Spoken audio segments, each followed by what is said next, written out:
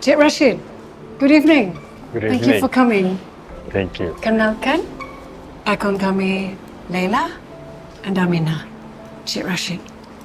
Nice to meet you. Nice to meet you too. Tahniah untuk malam ni. Thank you, Encik Rashid. Kita pun tak expect boleh dapat anugerah macam ni. Saya dah dengar intro tadi. Impressive numbers. Alhamdulillah. Kami hanya cuba untuk membantu sebanyak mungkin. Yang lain tu semua Allah pemudahkan. Niat tu yang penting. Hmm. Dan tanggungjawab yang korang pikul ni tanggungjawab yang besar.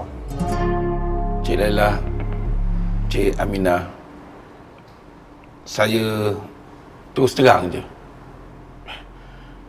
Kami dah tak ada tempat lain nak dituju. Satu keluarga, mak ayah mereka kemalangan, langgar lari minggu lepas. Si ayahnya meninggal serta-merta. Ibunya pula masih lagi di ICU. Innalillahi wa inna ilaihi raji'un. Kesiannya, Cik. Doktor kata ibunya tu kalau tak jalani pembedahan tulang belakang dalam masa 48 jam, dia akan lumpuh seumur hidup.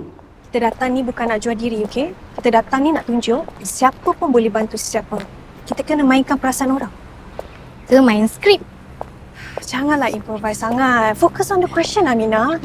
Nanti kalau improvise, tak akan pandai tak? Ingat, you're the face of Lamina Shares, okey? Akak ni serius sangat lah. Relax, okay? Orang tahulah.